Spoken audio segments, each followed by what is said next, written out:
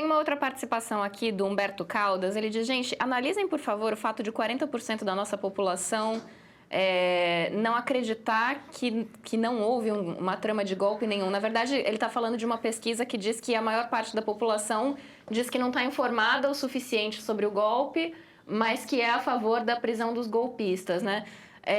Como é que vocês veem isso?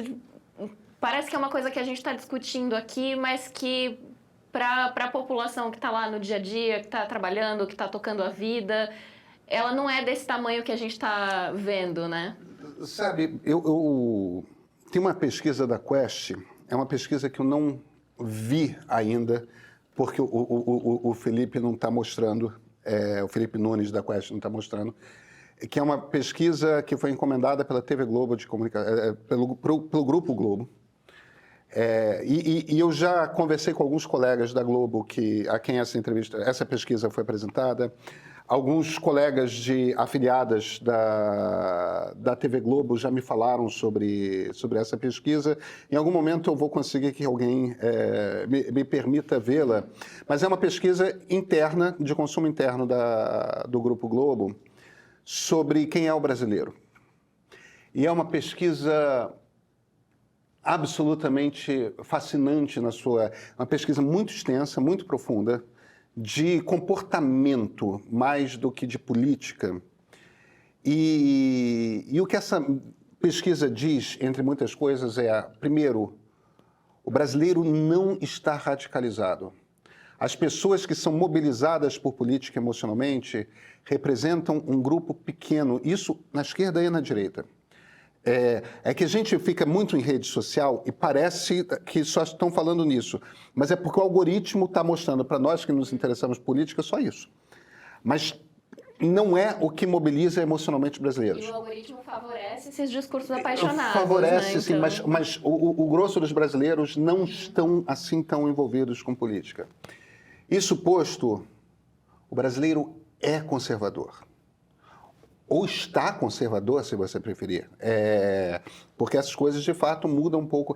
Agora, esse conservadorismo brasileiro é muito mobilizado por valores familiares. As pessoas querem manter suas famílias íntegras, querem ter algum tipo de controle sobre como seus filhos são educados. Tem medo da insegurança pública que ataca a família, que prejudica a família. Tem entendeu? muito medo. As pessoas de esquerda, eu acho que às vezes não têm noção de como que as principais vítimas da crise de segurança que o Brasil vive são as pessoas mais pobres.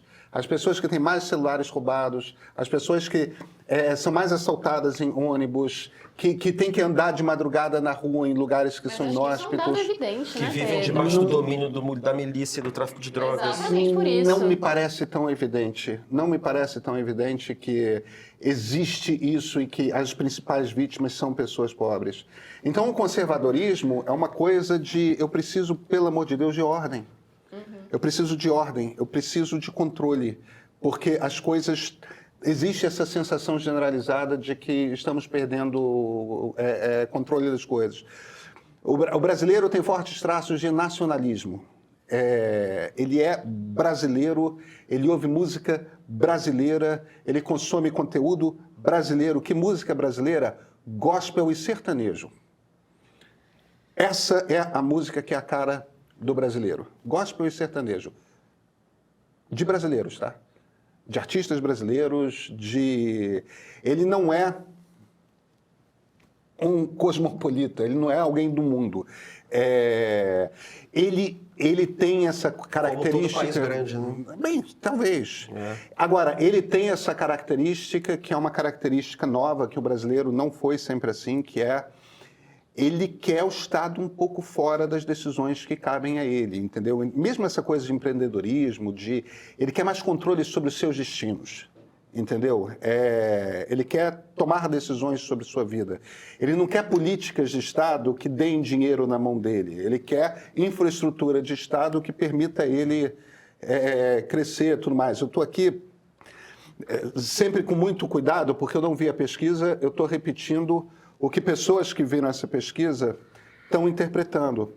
Agora, este é um cenário, principalmente para pessoas progressistas, mas isso vale para pessoas liberais como eu também, tá? É importante entender isso de que os nossos valores não são valores que espelham os valores da sociedade brasileira nesse momento. Isso não quer dizer que as pessoas sejam, me perdoem a palavra, as pessoas sejam escrotas, não quer dizer que as pessoas sejam más, não quer dizer que as pessoas estão preocupadas com a sua casa, com suas mulheres, com seus maridos, com seus filhos, com seus avós, estão preocupados com grana, estão preocupados com segurança, entendeu? Estão preocupados com sexualidade, sim.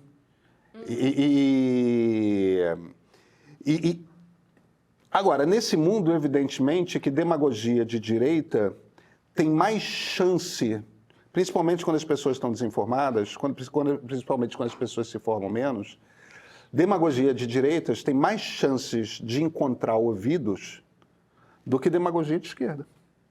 Porque as pessoas estão mais ali naquele lugar do que neste lugar aqui. O discurso é mais simplificado também, eu acho que é mais... Tem um pouco a O ver com demagogo isso. sempre simplifica o discurso, né? Agora... Eu acho que tem uma questão seguinte, quando a gente olha o que aconteceu nos últimos 30 anos no Brasil, como o padrão de vida do povo melhorou radicalmente. Quando você olha, por exemplo, o que era... Eu me lembro criança, sei lá, favelas que eram choças de pedaço de madeira em palafita. Quando você olha de um modo geral, a situação do Brasil melhorou muito. Eles têm, sabe, saneamento ainda falta em muitos lugares, mas quase todos os lugares têm energia elétrica, tem eletrodoméstico, tem coisas, tem TV a cabo, tem internet, tem celular, tanto que estão roubando os celulares deles, né? Mas o que não mudou? O que prejudica a fruição dessas coisas? Mais prejudica a fruição desses bens todos? Segurança. Na segurança a gente não andou 1 milímetro. Por isso que eu acho que, de repente, isso vira um problema central para eles também, porque eles estavam habituados a esse tipo de insegurança ou de violência. E, de repente, você passa a ter um padrão de vida melhor e tem esse desnível da segurança pública. Eu não vejo nada mais importante de atacar no problema do Brasil hoje do que o problema da segurança pública. Eu acho que são duas coisas, né? E é por isso que eles estão surfando, a direita surfa em cima com essas soluções fáceis de mandar matar. Aqui não, na Bahia eu vi isso aqui, que o baiano...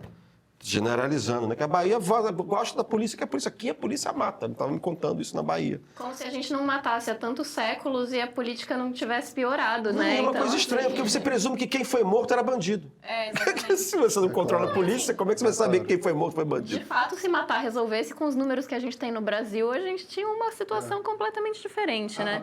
A Paula está aqui reclamando de mim no chat. Lá vem o Pedro colocar a responsabilidade na esquerda e depois, daqui a pouco, vira meme, a esquerda malvadona. Paula, eu acho que você não entendeu o que eu disse. O que eu disse é que os brasileiros são conservadores. Cara, eu sou um liberal progressista. É um problema para mim também, entendeu?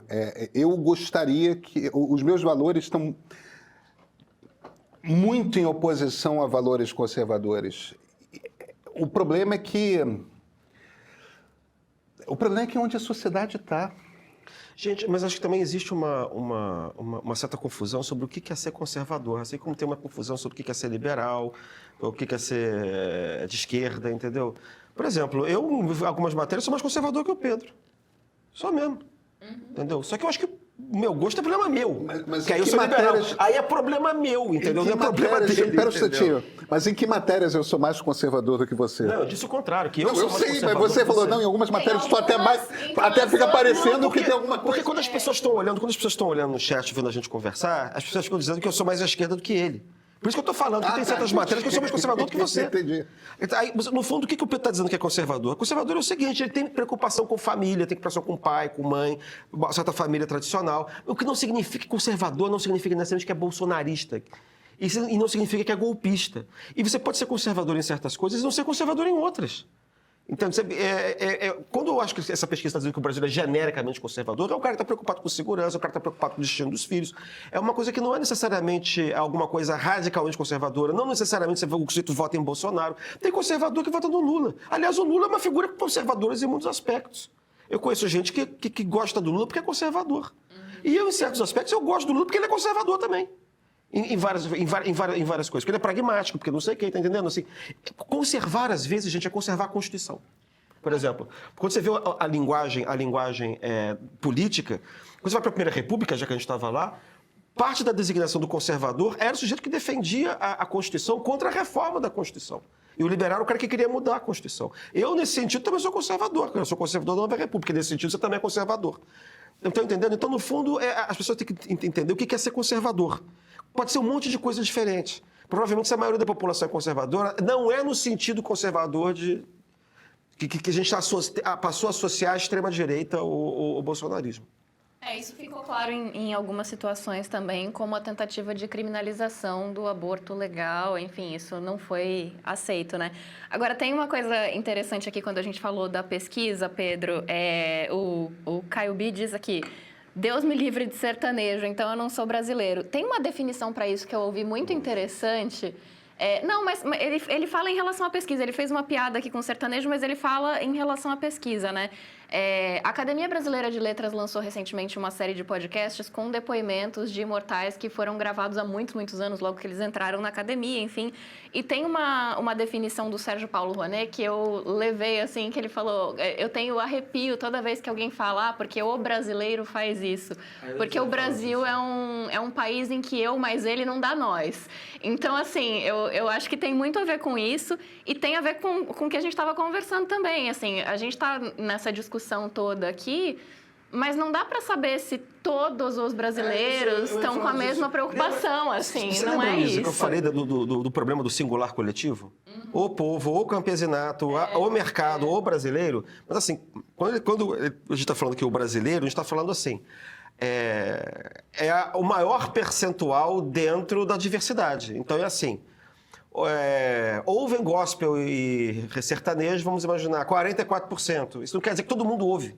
Mas você vai ter, sei lá, 0,3% que ouve música clássica. Não, estou dando um exemplo. Claro. O brasileiro é assim, não é o todo brasileiro. Você quer dizer só que o maior percentual é assim, mas o maior percentual, às vezes, numa pesquisa, é menos de 50%.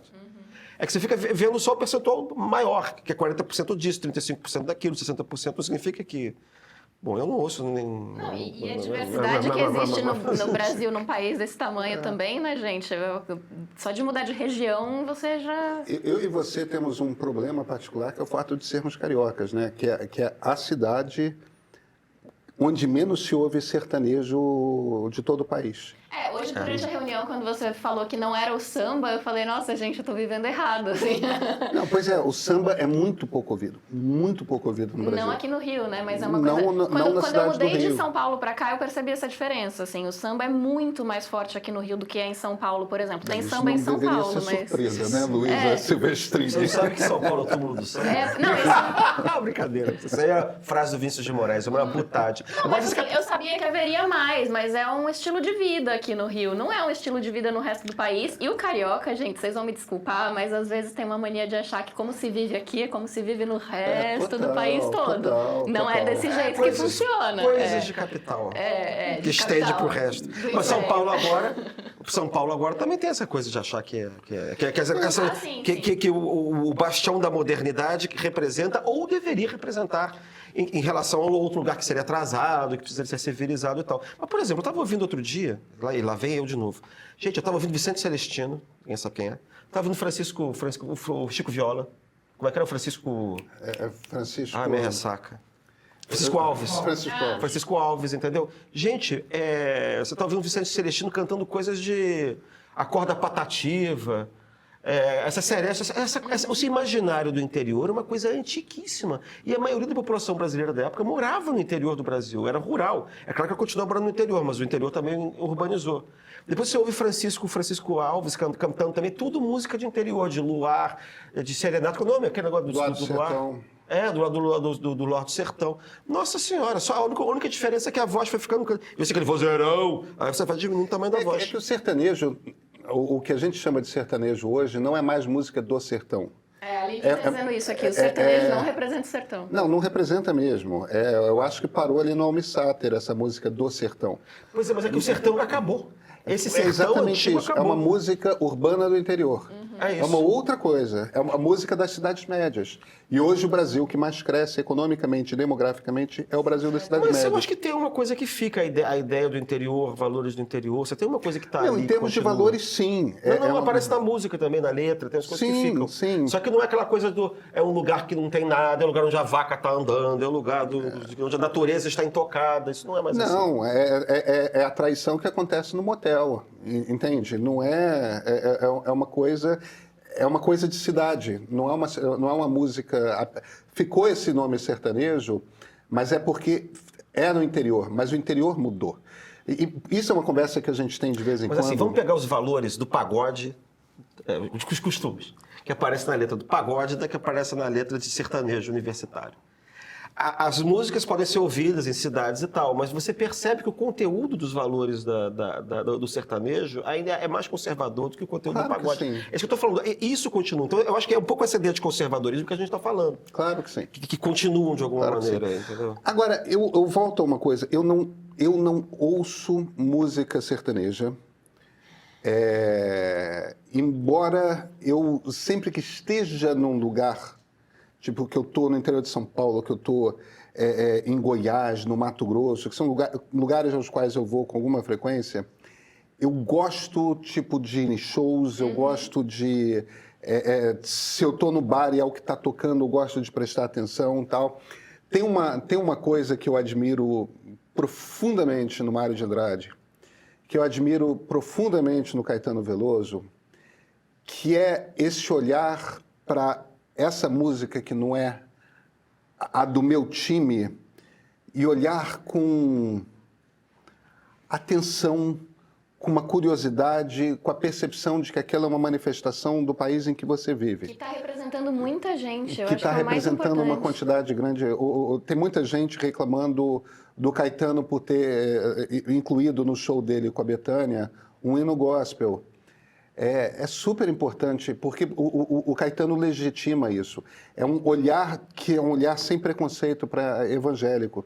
Gente, este aqui é um país que é cada vez mais evangélico. A gente tem que ser capaz de olhar para pessoas que são evangélicas e que têm valores cristãos conservadores, a gente tem que ser capaz de olhar para essas pessoas sem ser de cima para baixo.